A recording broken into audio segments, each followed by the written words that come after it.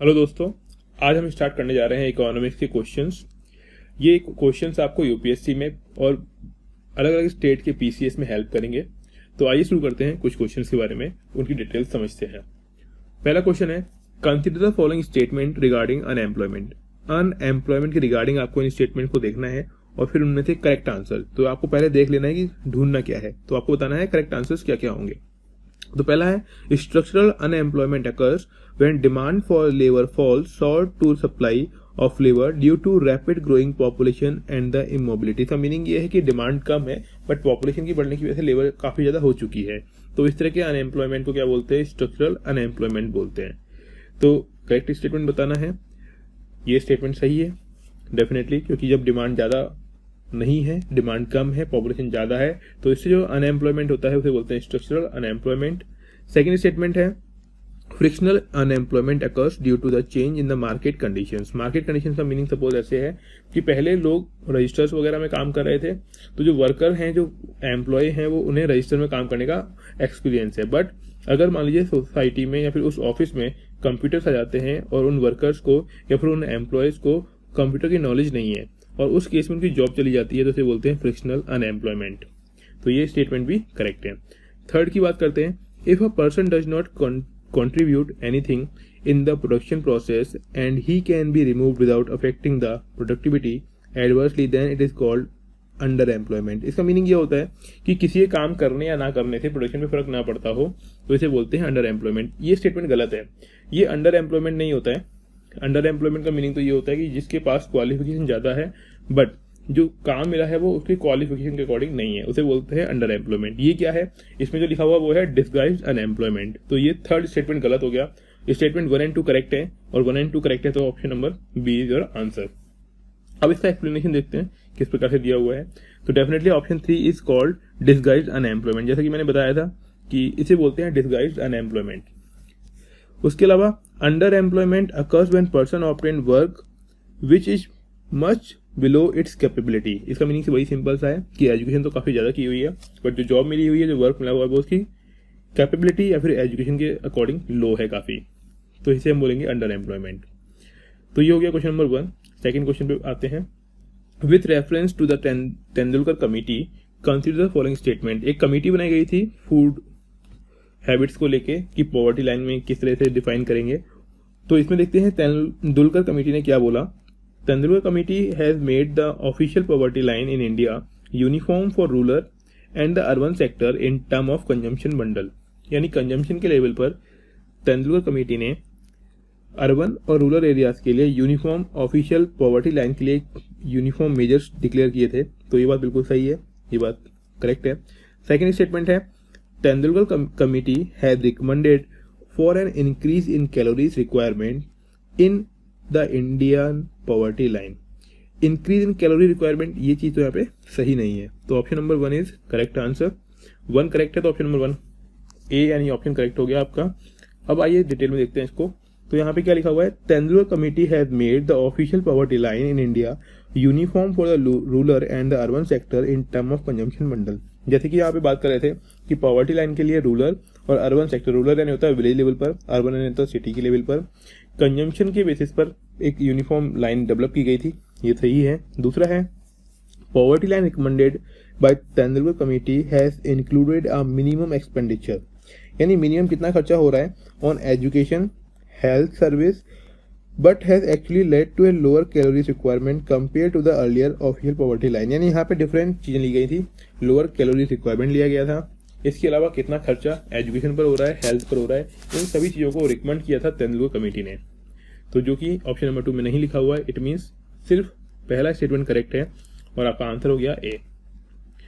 Third question है, which of the following statement is are true about causes of unemployment. आपको बताना है क्या क्या कॉजेज होती हैं अनएम्प्लॉयमेंट की। पहला है, frictional unemployment is caused due to inevitable time delay while searching for a new job and existing from current job. इसका मीनिंग ये होता है कि पहली जॉब और दूसरी जॉब की जो टाइम डिले है, जिस टाइम में उसके पास कोई जॉब नहीं थी और जितने दिनों की सैलरी उसको नहीं मिलेगी, उसे बोलते हैं फ्रिक्शनल अनएम्प्लॉयमेंट। इसको थोड़े एग्जाम्पल ये समझाता हूँ मैं आपको। सपोज किसी पर्सन ने एक जॉब को स्विच कर दिया दूसरी जॉब के साथ, और जो पहली जॉब छोड़ी है वो महीने की 15वीं तारीख को छोड़ दी मान लीजिए, और उसने 17 या 18 तारीख को अगली जॉब ज्वाइन की, तो पुरानी कंपनी से उसको 15 दिन या 17 दिन की सैलरी नहीं मिलेगी। तो इस तरह जॉब स्विच करने में जो बीच में उसको लॉस हुआ, या फिर जिसकी सैलरी उसको प्रॉपर तरीके से नहीं मिल पाई, या फिर जो एक जॉब से दूसरी जॉब को ज्वाइन करने में जो बीच में टाइम स्पेंड हो गया, उसे हम बोलते हैं फ्रिक्शनल अनएम्प्लॉयमेंट। डेफिनेटली तो स्टेटमेंट 1 इज करेक्ट। दूसरे की बात करते हैं, classical employment is caused by traditional barriers of society. नहीं, ये गलत स्टेटमेंट है, तो ये हो गया गलत।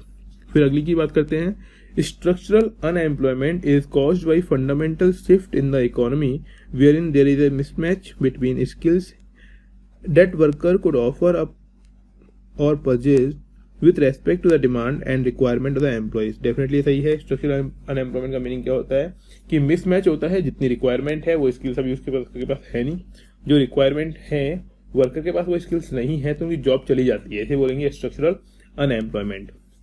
तो statement 3 is correct. Fourth statement है, unemployment trap is caused by the absence of requirement skill set in the labour force. नहीं, ये चीजें अलग हैं, अनएम्प्लॉयमेंट की लिए बात नहीं कर रहे, बेसिकली अंडर एम्प्लॉयमेंट की बातें होती हैं यहाँ पे, जो कि एक तरीके से इनकरेक्ट स्टेटमेंट है। तो 1 and 3 is correct, so option number A is your answer. अब डिटेल में देखते हैं इसको कि क्या दिया हुआ है। तो यहाँ पे frictional unemployment, classical unemployment, structural unemployment और अनएम्प्लॉयमेंट यानी अंडर एम्प्लॉयमेंट की बात की गई है एक तरीके से कि अनएम्प्लॉयमेंट क्या होता है। तो फ्रिक्शनल का देखिए, unemployment that is always present in the economy resulting from the temporary transition made by workers and employers or from workers and employers having inconsistent or incomplete information। Basically हो क्या रहा है कि दोनों के बीच में मिसमैच हो रहा है, प्रॉपर तरीके से जो टाइम कंज्यूम हुआ वर्क को करने में, उसके बीच में जो जिसका उसको सैलरी नहीं मिल पा रही है, फिर जितने टाइम तक उसके पास वर्क नहीं है, उसे पर बोलते हैं फ्रिक्शनल अनएम्प्लॉयमेंट। अगला है क्लासिकल अनएम्प्लॉयमेंट। तो unemployment occurs when there are people who are willing and able to work but don't have a job. Means जो काम करना चाहते हैं लेकिन उनके पास जॉब है नहीं। It is one of the main type of unemployment, और ये मेन टाइप का अनएम्प्लॉयमेंट होता है जहाँ पे लोग काम तो करना चाहते हैं लेकिन उनको वर्क मिल नहीं पाता है। ठीक है, तो इसे बोलते हैं क्लासिकल अनएम्प्लॉयमेंट। स्ट्रक्चरल अनएम्प्लॉयमेंट का मीनिंग क्या है? A longer lasting form of unemployment caused by fundamental shift in economy। Structural unemployment occurs for a number of reasons। Workers may lack the requested job skills। इसका meaning ये होता है कि structural unemployment होने के कई सारे कारण हो सकते हैं। कुछ कारण कुछ इस तरीके से हैं कि जितना स्किल मांगा गया है वो स्किल नहीं होना, जो टेक्नोलॉजिकल एडवांसमेंट हुआ है वो टेक्नोलॉजिकल एडवांसमेंट वर्कर्स के थ्रू अडॉप्ट नहीं कर पाना, इन सभी वजहों से क्या होगा, स्ट्रक्चरल अनएम्प्लॉयमेंट डेवलप होता है। Unemployment trap is a high social security benefit to the unemployment। This erodes the motivation to take up a job। इसका मीनिंग क्या होता है? हाई सोशल सिक्योरिटी, लोग मोस्टली लोगों को लग रहा होता है कि सोसाइटी में सिक्योरिटी डेवलप हो जाएगी, बट और अच्छी जॉब चाहिए होती है, और उस अच्छी जॉब के इंतजार में जॉब ना लग पाना उसे अनएम्प्लॉयमेंट के ट्रैप में फंसा देता है। तो एक तरीके से ये भी एक अनएम्प्लॉयमेंट का टाइप है। नेक्स्ट क्वेश्चन पर आते हैं। With reference to assessment of labour market condition consider following statement. यानी आपको देखना है लेबर मार्केट कंडीशन के अकॉर्डिंग कौन कौन से स्टेटमेंट करेक्ट हैं। तो पहला है, labour forces participation rate in the ratio of the number of person in the labour force to the working age population. Definitely कितने लोग वर्किंग एज के हैं जिनको वर्क करना है वो लेबर फोर्स में पार्टिसिपेट करते हैं, और उसकी पार्टिसिपेशन रेट होती है। It means statement 1 is correct. दूसरा है, unemployment rate is the ratio of the number of unemployed person to the total population. नहीं, टोटल पॉपुलेशन यहाँ पे नहीं आ सकती क्योंकि सभी लोग वर्किंग नहीं होते हैं। इट मीन्स ये स्टेटमेंट गलत हो गया, सेकंड स्टेटमेंट 1 ओनली करेक्ट होगा। अब इसका डिस्क्रिप्शन देख लेते हैं एक बार किस तरीके से है। तो लेबर फोर्स पार्टिसिपेशन रेट दिया हुआ है, किस तरह से निकालते हैं। Is obtained by dividing the number of person in the labour force with the working age population. यानी कितने लोग जो हैं वो लेबर फोर्स में वर्क कर रहे हैं, डिवाइड में किससे करना है, जितना वर्किंग एज पॉपुलेशन है, यानी जो लोग वर्क कर सकते हैं। ऐसे ही अनएम्प्लॉयमेंट रेट की बात करते हैं। Is obtain by dividing the number of those unemployed with the total number of person in the labour force and not the total population. यानी टोटल पॉपुलेशन की बात नहीं की जाती है, किसकी बात करते हैं, person in the labour force, यानी कितने लोग हैं जो वर्क कर सकते हैं। उसके साथ अगर आप रेशियो निकालेंगे तो उसे बोलते हैं अनएम्प्लॉयमेंट रेट। ये तो हो गया। नेक्स्ट क्वेश्चन पे आते हैं। The term usual principal subsidiary status is used in labor and employment statistics. What does it signify? इसका मीनिंग क्या है? यूजुअल प्रिंसिपल सब्सिडरी स्टेटस क्या डिनोट करता है लेबर एंड एम्प्लॉयमेंट स्टेटिस्टिक्स के अंदर? क्या क्या डिनोट करता है? तो आइए देखते हैं इसके अंदर। तो पहला है, it is the status of activity on which a person has spent relatively longer time of the preceding 65 days prior. ये तो है नहीं। दूसरा, it seeks to identify workers who are classified as outside labour force. Definitely, तो usual principal subsidy status denote करता है कि कितने लोग ऐसे हैं जो बाहर से आए हुए हैं, जो वर्कर हैं या फिर लेबर फोर्स में काम करते हैं। तो option number B is correct. और ये आपको पढ़ना भी है क्योंकि लॉकडाउन के टाइम में काफी सारे वर्कर्स मूव किए हैं, इसीलिए अभी कंटेम्प्रेरी इश्यू है ये, तो थोड़ा ढंग से इसको फोकस करके पढ़ लेना है। इससे क्वेश्चन यूपीएससी में आने के बहुत सारा चांसेस बन सकते हैं। डिस्क्रिप्शन देख लेते हैं इसका। तो यूजुअल प्रिंसिपल सब्सिडी स्टेटस, या फिर इसे बोलते हैं usual status PS plus SS, ठीक है। इसमें है क्या? This approach seeks to identify workers out of those who are classified as unemployment, यानी यहाँ पे वर्कर्स को डिफाइन किया जाता है कितने अनएम्प्लॉयमेंट है, कितने अनएम्प्लॉयड हैं, कितने आउटसाइडर्स हैं जो आउटसाइड लेबर फोर्स को क्रिएट करते हैं। On the basis of the majority time creation of the UPS approach. UPS का मीनिंग हो गया usual principal subsidiary approach. For example, all individuals reported to have been employed or unemployed for a total or less than 6 months will be treated as outside the labor force based on UPS criteria. आप बस short में समझ लीजिए कि यहाँ पे एक list बनाई जाती है कितने लोगों के पास 6 महीने से काम नहीं है और वो 6 महीने से काम कहाँ किस किस फील्ड में करना चाहते थे और किस किस फील्ड में उनको वर्क नहीं मिला। एंड सेकेंड थिंग ये है कि वो लोग उसी स्टेट के हैं, दूसरी स्टेट से आए हुए हैं, माइग्रेंट वर्कर्स हैं। इस तरह की बातें दी गई हैं। डिटेल में आप इसको पढ़िएगा, आपको समझ में आ जाएगा। आगे बढ़ते हैं। Question number 6, Kuznets curve is used to explain which the following, यानी कुंजनट्स वर्क जो कर्व होता है वो क्या रिप्रेजेंट करता है? ये रिप्रेजेंट करता है relationship between the economic inequality against income per capita, यानी पर कैपिटा इनकम के साथ साथ सोसाइटी में कितनी इकोनॉमिक इनइक्वालिटी डेवलप हो रही है, इसे बताता है कुंजनट्स कर्व। तो option number A is correct. सीधे सीधे देख लेना है आपको कि यहाँ पे कौन सा स्टेटमेंट करेक्ट है, और ये काफी इंपॉर्टेंट भी है। कुंजनट वर्क्स कर्व, तो यहाँ पे है क्या? Kuznet curve is a hypothetical curve that graphs economic inequality against income per capita. तो ये सिंपल सा है कि डिनोट ही किसको करता है? इनइक्वालिटी इनकम के अंदर और किसके साथ साथ? इनकम पर कैपिटा के साथ। और ये है क्या? एक हाइपोथेटिकल कर्व है। रिमेनिंग इसकी डिस्क्रिप्शन दिया हुआ है, एक बार आपको रीडिंग कर लेनी है। आगे देखते हैं नेक्स्ट क्वेश्चन के बारे में। नेक्स्ट क्वेश्चन क्या है? Which of the following are the pillars of gross national happiness. Gross national happiness के पिलर्स यानी मेन फीचर्स क्या क्या है, या फिर जिस पर ये पूरा का पूरा कॉन्सेप्ट टिका हुआ है, वो कॉन्सेप्ट कौन कौन से हैं? तो पहला है प्रमोशन ऑफ सस्टेनेबल डेवलपमेंट। पहली चीज क्या है? सोसाइटी के अंदर सस्टेनेबल डेवलपमेंट को प्रमोट करना, तो डेफिनेटली करेक्ट है। दूसरा है preservation and promotion of cultural values. ये भी बात सही है कि कल्चरल वैल्यूज को प्रमोट करना है, प्रिजर्व करना है। थर्ड नंबर पे है कंजर्वेशन ऑफ नेचुरल एनवायरनमेंट। ये भी बात सही है कि नेचुरल एनवायरनमेंट को आपको कंजर्व भी करना है। फोर्थ है इस्टेब्लिशमेंट ऑफ गुड गवर्नेंस। इसका मीनिंग ये होता है कि सोसाइटी, कंट्री के अंदर गुड गवर्नेंस को बना के रखना है और किसी भी इंसान को किसी भी तरीके से प्रॉब्लम ना हो, ये कंट्री की गवर्नमेंट का मोटिव होना चाहिए। तो चारों स्टेटमेंट करेक्ट हैं, तो ऑप्शन बन गया इसमें डी का meaning all of are correct.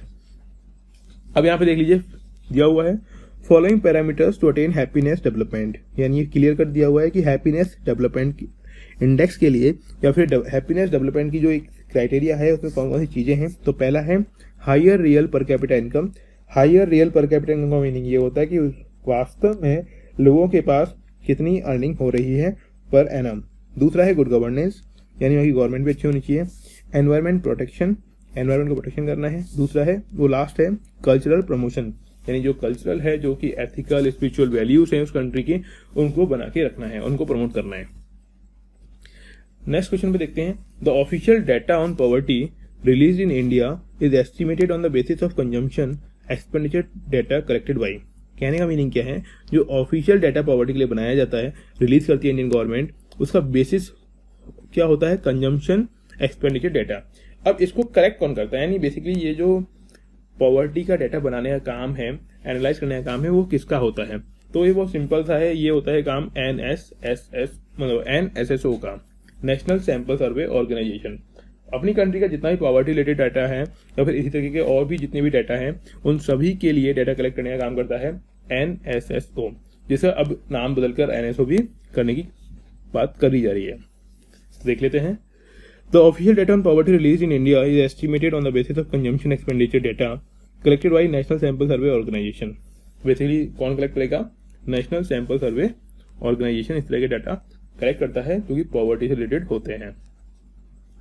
Next question है, consider the following statement with reference to relative and absolute poverty.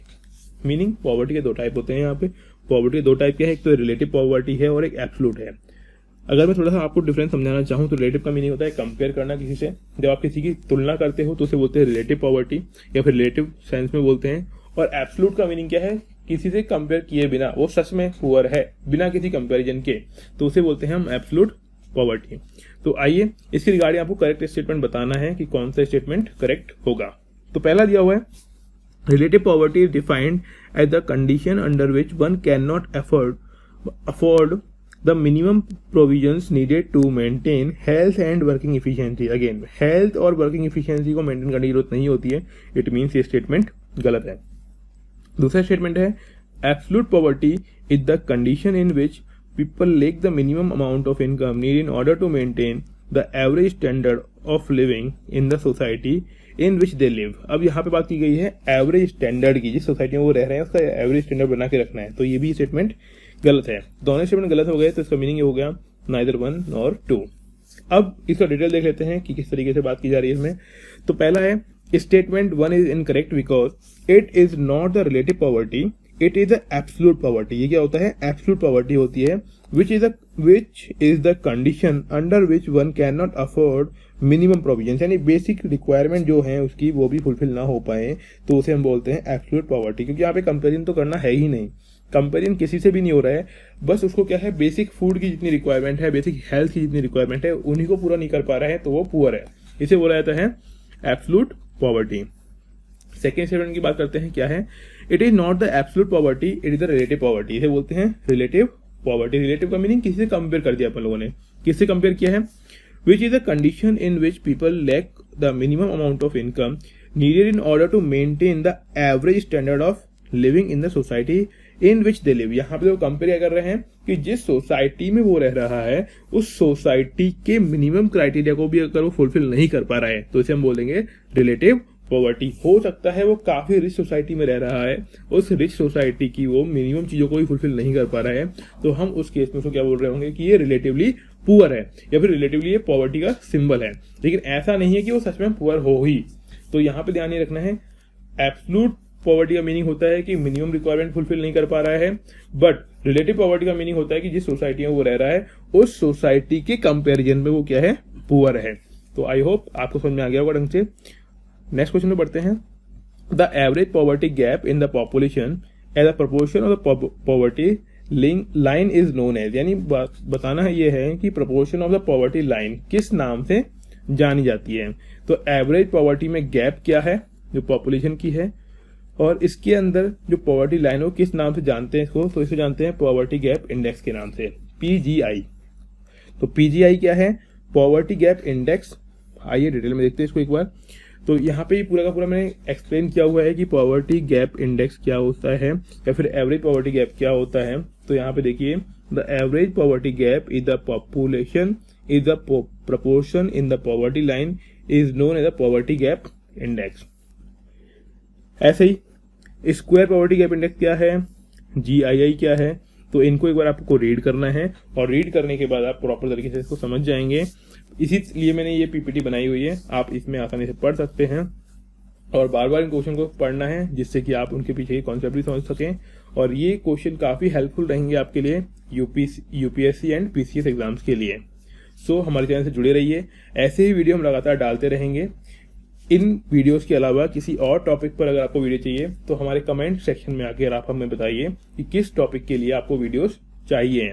हम लगातार पॉलिटी, हिस्ट्री और इकोनॉमिक्स की वीडियो डालते रहेंगे, इसीलिए हमारे चैनल से जुड़े रहिए। Thank you.